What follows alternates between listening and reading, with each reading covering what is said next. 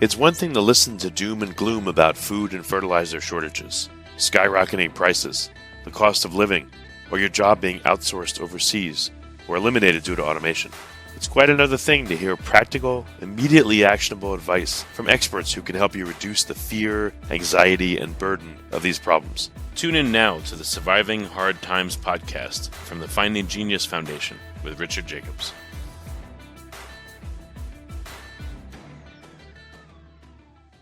Before we begin, a note from our sponsor. I'm Richard Jacobs, Executive Director of the nonprofit Finding Genius Foundation and host of the Finding Genius podcast. In late 2016, I was rear-ended at 65 miles an hour by a truck on the highway, which sent me off-road into a ditch. The impact of the collision gave me a concussion and other injuries. At the hospital, a CT scan showed that I had thyroid nodules, which turned out to be cancer.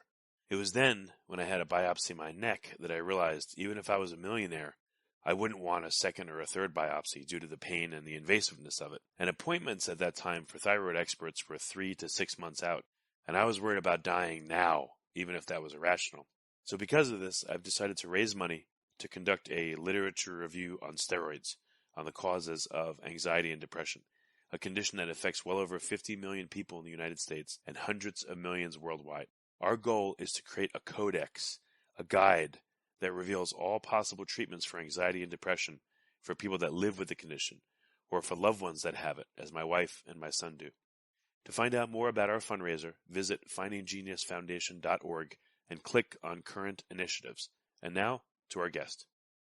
Hello, this is Richard Jacobs with the Surviving Hard Times podcast, sponsored by the Finding Genius Foundation. I have Wolfgang Smith. He's a scholar and researcher in the fields of mathematics and physics, but also a writer on theology, metaphysics, and religion. He's coming out with a movie, it looks like January 10th, The End of Quantum Reality, which we'll talk about a bit, and I want to talk to Wolfgang about many subjects. So, Wolfgang, thanks for coming. How are you doing?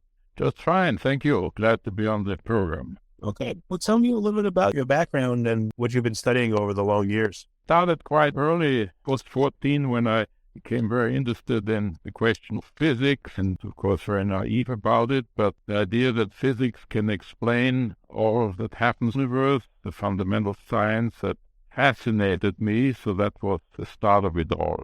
So I entered Cornell University when I was 15, and I majored in physics, mathematics, and philosophy. And the time I graduated at 18, I had found that I couldn't agree with everything that I was being taught. So really, it all started way back those early days. Well, now that it's going to be 2020, hasn't physics and science solved everything? They know the universe now, even after all this time. What do you see literally as of today? How close are we as scientists and physicists and, also humans thinking about the metaphysical realm? Are we anywhere close to figuring out the nature of reality? Well, I think what has happened in physics over the past 100 years really is that we are entering a kind of reductio ad absurdum. Instead of getting closer to a solution, we seem to be getting further away, and fundamental questions loom up to which no one seems to have the answer. So it is a very strange period in the history of physics, and in a sense, it is self-defeating. Questions arise which physicists can't answer, and so we are, as I see it, reaching the end of an era, a 400-year arc of history which began with Galileo and Newton, seems now to be approaching. And so what is, I guess what I'm seeing in general, and I'm just one person, but I speak to a lot of scientists, clinicians. I'm seeing a division where religion and metaphysics are ridiculed, and a lot of people seem to be, at least on the surface, comfortable with the idea that the universe came from nothing spontaneously, and random events and this mysterious thing called evolution drive everything. That's what I'm seeing. What have you seen over time, and what are you seeing now? Well, I'm seeing that, first of all, let's talk about physics, because it's a fundamental science. And what I see in physics are really two things, and they're quite different. There is the bona fide physics, and this is something known only to the physicists. So you do the equations, and you do the experiments, and you know how to predict and then how to measure and test these predictions. And this is a marvelous thing, and in fact, it is something that has led to profound discoveries beginning of the 20th century, and it's a discovery of the quantum realm. It's a discovery that our Newtonian ideas were actually superficial and only approximate. So this is one thing, but at the same time, there has always, from the start, been an underlying philosophy. Actually, to be precise, it's the Cartesian philosophy of René Descartes, really, that has sort of entered into the bloodstream of physicists. They are generally unaware of the fact they have this philosophical predisposition, but that's part of what we by physics. So physics consists, therefore, of two things. There's the technical thing, the authentic physics, and there's the rest of it, the worldview. And this is what I call scientism, because it is something that pretends to be science and based upon science, but it is not science, nor is it validated science. And this is what the general public, of course, takes to be physics, the findings of physics. They don't do the mathematics and the experiment. It's all scientism in the broad public outlook. And what is scientism then? What kind of definition? How would you define it? Well, let me give you an example. We all believe in our normal hours, at least, in the sense-perceived world. We believe the grass is green, for example. Well, the physicist in his scientistic hat denies that. He says that the real world is quantum stuff, and qualitative attributes such as color are subjective or imaginary. They're in the neurons or in the mind or however you want to think of it, but they most assuredly are not in the objective real world, because that's the world that he studies and describes with his differential equation, measures with his empirical apparatus. So this is a prime example of what I call a scientistic belief.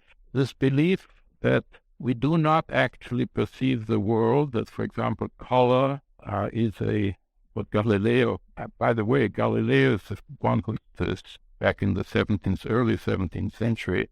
And this is really the beginning of this new phase, so-called Enlightenment Weltanschauung, which through Isaac Newton gained almost complete control of our Western civilization. So the idea that the grass is not green and that physics has proved it, that is a prime example of a scientistic belief, by which I mean it is supposedly based upon science, it is supposedly tested.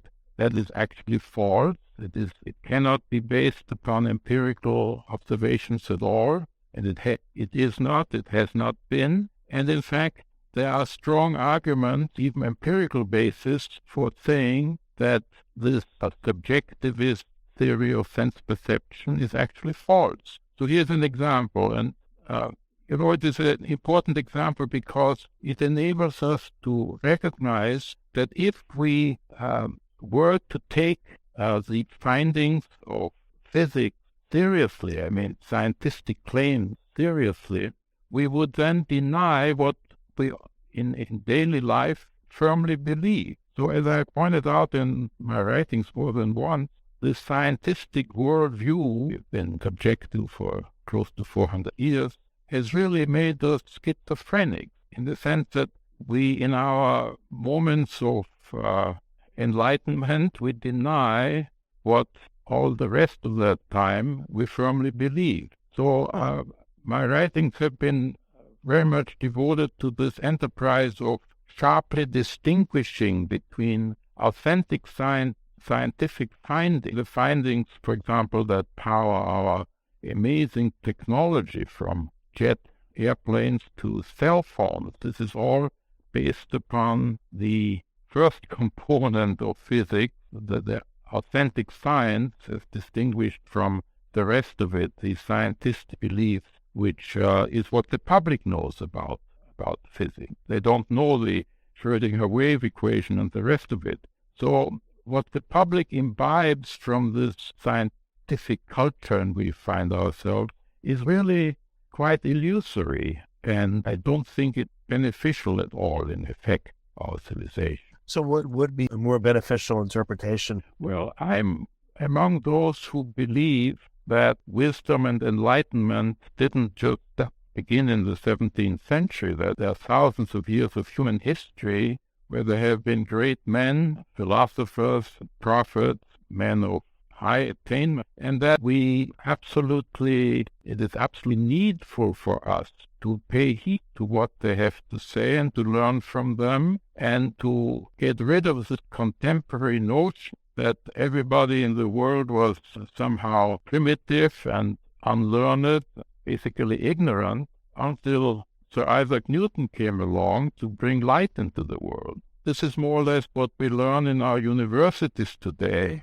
And I say it is not only false, absolutely unfounded, but also I think it is very harmful in its effect upon human development on our civilization. We need some of the wisdom that bygone ages have to pass on to. So any, well, maybe it's silly to ask, but any concrete examples, any specific beliefs that you see are detrimental to society or people just in their daily lives? Any examples that really strike you? Well, I think that at the core of it, there is the atheism that most people take away from so-called science. I'm very disturbed by the fact that our universities have been literally taken over by people who have completely succumbed to the scientistic outlook, so that the poor young people who go to the university to learn something and to gain wisdom of various kinds are actually subjected to a kind of brainwashing. So my own belief is this, that to the extent that anyone actually believes what the scientific worldview proclaims as having established is ipso facto insane. It is an insanity. The corollary here is that fortunately nobody believes it all the time. This is what I meant to illustrate with this idea of question of the grass is green. In our normal daily life, the grass is green. And when we sit down and contemplate the world from a scientific point of view, then it isn't anymore. Then green is a kind of subjective, whatever it may turn out to be, but it is definitely not in the grass. It is definitely not a part of the real objective world, because, so the story goes, the real objective world is exactly what the physicist describes, differential equations. So, well, they're not able to really describe the world, because that's, I guess, one of the strangest things to me, the most befuddling, is the Heisenberg uncertainty principle, which seems to put a limit on being able to quantify what reality is. It's just we try to get around it with tricky experiments, but it just seems to be a impenetrable roadblock. Well, the Heisenberg uncertainty principle is absolutely true with reference to so-called quantum systems. But the important point is, and this is something that has been puzzling physicists for over a century now, the amazing thing is that you cannot really assume that the entire objective world is nothing but a quantum system. And incidentally, I'm glad you brought this Heisenberg uncertainty principle out, because it relates to a problem which has really stymied physicists for, as I say, roughly a century, called the measuring problem. Now, here's what happens. You measure a quantum, and at the very instant of measurement, the differential equation that describes the quantum system is interrupted. There's a discontinuity, and with, say, an electron, as described by the wave equation, wave function, multilocates, the instant you measure it, it no longer multilocates, it is at a precise place. And so with other quantities pertaining to the quantum realm, the moment you measure them, a discontinuity occurs, and the equations that normally describe quantum systems are interrupted. And the point is, no physicist has been able to explain that, to understand that. And so all kinds of, for the most part, very wild conjectures have been proposed by physicists in order to explain what happens measuring operation. And I won't go into some of these. I mean, to show how deep question lies, some people have tried to approach this by assuming that at the moment you measure a quantum system, the world splits into as many other worlds as there are possible solutions, possible measurements. This is, of course, wild, and you might even say insane, but it illustrates how difficult this measuring problem is from a standpoint of physics. Now, this is really something that I got into many years ago. I happened to come across a book by a physicist named Nick Herbert entitled Quantum Reality. It's a book he published in 1985. And in this book, Nick Herbert says, best kept secret is that science has lost grip, physics has lost its grip on reality. So this interested me very much, and so this is what got me into the philosophy of physics.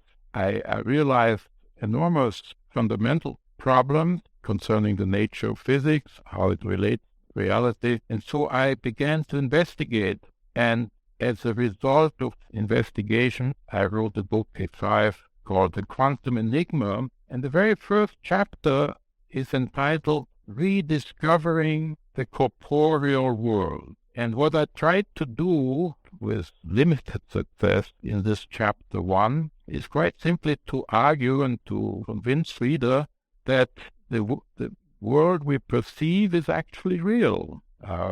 The grass is green, the apple is red. You can hold it in your hand. You know it through our 5 senses. And so... But when is this, like, I'm sure you've tried to take your own stab at understanding, let's say, quantum physics.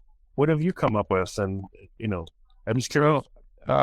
This is what I'm trying to lead up to. I have not discovered any new physical laws. I've not done the work of a physicist. But in this book, called The Quantum Enigma, I have done this. I have given a solution to this so-called measuring problem, which, so far as I know, is the only solution standing today. And as I said, the first chapter of this book, called Rediscovering the Corporeal World, was a matter of showing that the world that we perceive through our 5 senses is real. It's not in my head, it's outside. So, based upon this first chapter, all the rest of the book followed rather logically, because if what I claim to prove is right, we're left really with 2 different worlds, the corporeal world and the world of the physicist, which I call the physical world. So, and they're quite different. I mean, in one world the grass is green, in the other it's all quantum stuff. And so the basic problem then was, how do these 2 worlds fit together? Well, what I did, and I must say quite rigorously in this book, The Quantum Enigma, is this. I proved that you can do all of physics based upon its modus operandi, the way physics operates, by distinguishing 2 ontological planes, the corporeal world, which we perceive, live and be, and the physical world, the world as described by the equations of physics. And these are 2 ontologically different domains. And incidentally, this connects very closely with the ideas of Heisenberg, whom I regard to be the greatest physicist of metaphysical understanding involved, because Heisenberg made a very fascinating observation. He said that it comes to quantum particles, we're dealing with something that is midway between being and non, and he says that these particles thus are reminiscent of what Aristotle called potence as compared to actual beings are said to enact. So, in a sense, what I'm doing is just following along lines which were initiated by Heisenberg. So I arrive at this idea of the two worlds, the corporeal world and beneath it, the physical world, which is a realm not of actual, but of potence. And so what I show with, I think, complete rigor is the fact that you can do the whole business of physics on this conceptual basis, which means also that there's no scientific way of disproving this claim of mine, this dichotomy between corporeal and physics, because, as I said, according to the modus operandi of physics itself, all of physics and whatever it may lead to empirically can be interpreted on that basis. Quick question, is all life part of the corporeal world or just humans or?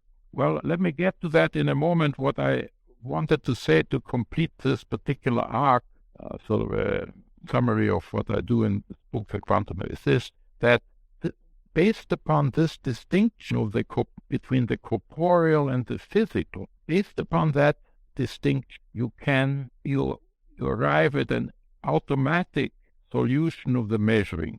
Because what happens in the act of measurement is quite simply a transition from the physical, the quantum world, into the corporeal. Because a measuring instrument has to be corporeal, failing which it would be imperceptible and therefore wouldn't measure anything. So this resolves the measuring problem in the sense that the discontinuity, the so-called collapse of the state vector, as the physicists call it, can now be understood in ontological terms. And now to get to the question you just raised, all that we normally actually conceive as well belongs to the corporeal world. This is the world in which we really find ourselves. What the physicist has done is discovered a new realm, ontologically speaking, beneath the corporeal, a realm of potentiae, which incidentally the ancient metaphysicians knew that such a world exists. I don't think they had the remotest idea that you found an exact science dealing with structures in that world of potentiae, and that this would lead to an incredible technology. That, of course, they did not know, but the existence of a subcorporeal realm is something that has been very well known by the great. Well, I hope this is not a offensive question, but I know you're older. Did you ever correspond directly with Werner Heisenberg, or are you even old enough to have corresponded with Einstein? Maybe you forgive me if that's a stupid question, but it'd be really cool if you did with either of them. No, I did not correspond with Heisenberg. I'm certainly old enough that it would have been possible. I met Albert Einstein when I was 11 years old, but that's another story. It was. Well, that's really cool. Actually, if you don't mind, it's just a short diversion. Would you mind telling that story? That's really cool. Well, my family had just arrived from Europe. We were in New York City. It was the summer of 1941. I was 11 years old at the time, and our friends, all of whom were from the old country, you see, we just arrived, they said, well, New York is very hot, you better go somewhere else. So we vacationed in Lake Placid, New York. And the hotel we stayed in was full of people speaking German and other European languages. And so the owner of the hotel knew that Albert Einstein, who also wanted to get away from Princeton, New Jersey, he was also in Lake Placid. So he invited Professor Einstein to come and talk to us in German. And I remember it well. I was very impressed, especially because I had asked my mother not so long before that, who is the most intelligent man in the world? And of course she said, Albert Einstein. So I was very, very excited when I was 11 years old to be looking at the most intelligent man in the world. That's really cool. Did you talk to him? came down. Yeah. Oh, you listened to him lecture, but did you actually get to meet him and talk to him at all? No. It was just, to be honest with you, I don't even remember exactly what he said. He was speaking to us for about half an hour in German, and I was fascinated, and I can still see him there. But if you ask me what did he say, I draw a blank. Okay. Nothing that made any impression. So back to your, thanks for sharing the story, by the way, but back to your dichotomy. So, if we accept what you're saying, that there are the two worlds, the corporeal and the physical, how does that change science, for instance? How would that inform better science going forward? Well, it changes science drastically. In the first place, let me just mention a technical thing. I've said that the act of measurement is a transition between two different ontological planes. Now, inasmuch as such a transition can only be instantaneous, therefore the causation that affects this transition cannot be the kind of causation that we deal with in physics. In physics, we deal with causation that is propagated through space. I call it horizontal causation. And the causation that actually gives rise to an act of measurement does not propagate through space. It is instantaneous, and I call this vertical. So the first thing that comes out of this resolution of the measuring problem is the discovery of another kind of causation, vertical causation, which does not take place in time. Now, once this idea has been formulated, you can then recognize that vertical causation does enter into physics itself in a number of ways. I won't go into it because it is technical, but physicists have long known a phenomenon termed non-locality. And this is something that cannot be explained on the basis of horizontal causation. Einstein was very disturbed about. Well, here you have another instance besides the act of measurement where vertical causality enters the picture decisive. Now, in 1998, a mathematician by the name of William Dembski proved a remarkable theorem. He proved that what he calls complex specified information is something that cannot be produced by natural cause. An example, if I write a book and I don't copy it, it's original, then I am producing complex specified information. And according to Dembski's theorem, natural causes, or what I call horizontal causes, cannot produce complex specified information. So it happens that all of us, all human beings at least, avail ourselves of vertical causation in our so-called free acts, our acts which are not in fact determined as some mechanical, on a molecular level, quantum mechanical basis. Well, this very interesting. I mean, it actually begins to relate to the religious sphere because, as you know, I think every bona fide religion in the world insists that human is endowed with something called free will. If that were not the case, the whole idea of sin or good and evil would really collapse. So we have free will, and this is something that can now be understood on the basis of vertical causation. Vertical causation is active universally. I mean, throughout the universe you find vertical causation at work, and this is something that from the physicalist point of view was denied. In other words, the physicist believes that physical causation is all there is. It explains everything, and whatever cannot be explained in terms of physical causation is superstitious, is a false.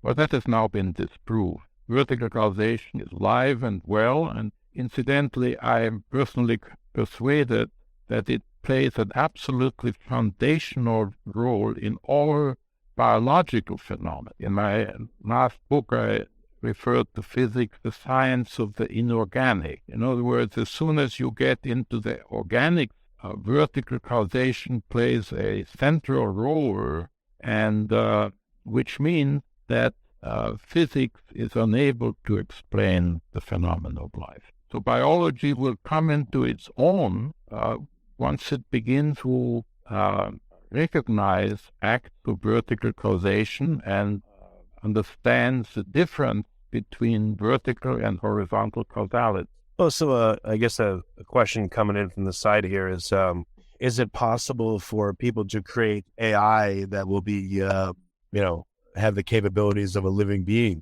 Or do you think that because, AI is not corporeal or it can cause this vertical causation? What's your thoughts there? I'm very glad you raised that question because it's important. AI is something very illusory. First of all, it's misnamed. It's not artificial intelligence. It's artificial something else. You might call it reason or the kind of a robotic intelligence. And the idea that it is that you can build a mechanism of any kind which is capable of intelligent act is entirely false. This is utterly impossible. So the acts that robots can do and do very well are acts of horizontal causation. They are not acts of vertical causation, which is really where intelligence begins to end. So the AI propaganda, I would say, is very misleading and very, very harmful, really, to humankind because it is suggestive of the idea that we are all complicated machines. Well, we are not. We're not machines at all. We are something entirely different. It is true that every living organism has within its corporeal nature all kinds of molecular mechanisms. These have been, of course, discovered now, the DNA and so, and this is all very fascinating. But the point is, the DNA alone does not give you life. And incidentally, I was talking with one of the finest biologists quite recently, and he told me that if you look at the fertilized egg of a fruit fly, let us say, when it begins to divide and form a living organism, in 24 hours, the complex specified information this organism multiplies by some enormous factor. In other words, the passage from a fertilized egg to a living organism consisting of billions of cells is something that cannot be reduced, cannot be explained in terms of horizontal. Vertical causality does have a process, and I think this will become known and proved in the biological world probably in a very short period of time. Within a decade or two, I think the leading biologists are just on the verge now of recognizing this basic. So the idea that living organisms are basically machines, so they may be molecular machines. This, although still believe in major quarters, the days of that belief are numbered. Where do you think is the origin of life then? Well, the origin of everything is in God. There's no question about that. And every civilization, every religion from the lowest to the highest has recognized. I think we are reaching a point now where this basic recognition will again be discovered, so to speak, and it will become the leading paradigm of human life once again. As I have mentioned before, I believe that the 400-year arc of history began with Galileo and Descartes and is now reaching its end. And so this will be a rediscovery of the vertical dimension, which is based upon God the Creator. I mean, the distinction between God and the universe defines, as it were, a vertical axis, the axis leading up to Creator, up to God. And this discovery of the vertical dimension is what is now drawing very near. And a number of discoveries have been made which point in that direction. A number of people have expressed these ideas very, very clearly. And I think it is just a a matter of time before this scientistic Goliath will actually disintegrate. He's still very powerful, and in fact, there's a tremendous ideological pressure driving our sciences. Anyone who thinks that there's freedom of the scientific world is sadly mistaken. The whole project is ideology-driven. It is a kind of religion. I like to think of it as an anti-religion. It is a religion from below, and it is very aggressive, and it is very intolerant. There's no freedom of speech. I could tell you a lot of stories, but I won't because we have better things to talk about. But science is not what it is supposed to free rational inquiry in the nature of things.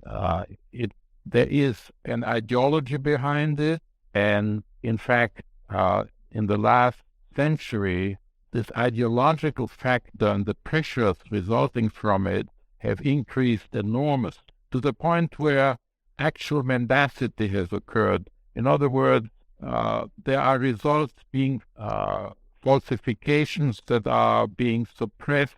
All sorts of things are happening in the physical sciences, which really shouldn't surprise anyone. Billions of dollars are involved, and the upper echelon of the scientific elite, the scientific leadership, has enormous social standing. I mean, they are the accepted gurus of our society.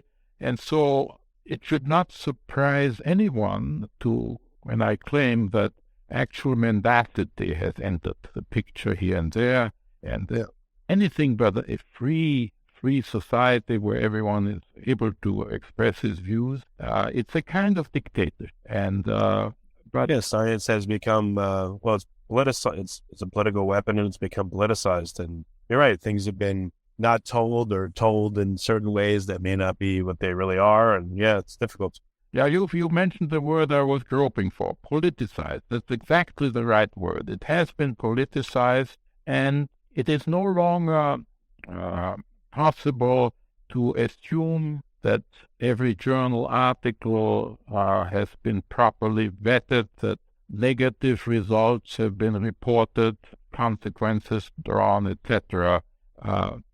And this is only going to get worse because, as I say, I see the physical sciences, in a sense, reaching a crisis stage. Now, in the case of particle physics, which is the foundational physics, what has happened is that in the last 50 years or more, the top-ranking physicists have been trying to put together, so to speak, the ultimate theory of physics, where all particles, everything making up quantum stuff has been duly discovered and put together in a wonderful, grand, unified theory of everything. And the result has been one failure after another. Incidentally, a very fine German physicist by the name of Sabine Hossenfelder has written a fantastic book called Lost in Math, where she is, so to speak, the whistleblower, if you will, documenting the failures one after another. Let me just give you one example. For a long time, something called superstring theory was regarded as the non plus ultra, the theory which will give us all the particles that make up reality. And these particles were characterized by a property known as supersymmetry. And so this large hadron collider near Geneva was built in large measure in order to detect the supersymmetry particles. So there you have a tunnel going under parts of Geneva, 16 miles, I believe, in circumference. I don't know how many billions of dollars it cost. And the fact of the matter is that all the supersymmetry particles that were supposed to be detected, not one of them turns out to be there. So it has been one of the great fiascos of physics, and most so-called string theorists are now drifting into other spheres. Right. These failures obviously are not publicized, but as I said, Sabine Hossenfelder has written a fantastic book. I think is the beginning of a recognition on the part of the larger world that physics, fundamental physics, that is, has entered a state of crisis. Wolfgang, we're just about out of time. The last thing I wanted to make sure we got in is just very briefly, what movie is coming out? Tell people the name and where they can find it. The film is called The End of Quantum Reality, and we are just booking theaters in various parts of the country where it will come out beginning in January. We have Los Angeles, we have Boston, we have Pittsburgh, we have Cleveland, we have San Diego, and a number of other places, and we're still trying to increase the list so that we'll have at least 10 cities in the United States where the film will be shown. I guess they call that arts theater. Okay, excellent. Well, Wolfgang, for people that want to start to take the journey that you've been describing, what should they go to Amazon and get one of your books? So what's your recommendation on how they can go further with this conversation? Well, we have a website, philos-sophia.org, Philos, Philos-Sophia, SOPHIA.org. So this is, on that website, you will find lots of information. I write an article there about once a month. And then there's another website on Facebook. They call themselves the Wolfgangsters. Anyhow, I can't give you the coordinates. I'm not much of an internet expert, but it's an internet website, and various people post opinions, lively conversation going on. Well, Wolfgang, thank you so much for coming here. I really appreciate it. It's a unique opportunity to talk to you. Thank you. Well, thank you for inviting me. It's a great honor. Thank you. Before you stop listening, ask yourself, what are one or two useful things you heard on this podcast that can help you overcome food and fertilizer shortages, skyrocketing prices, the cost of living, or your job being outsourced overseas or eliminated due to automation? Please like and subscribe and tell your friends and family about the Surviving Hard Times podcast. We're all going to need help now and in the near future.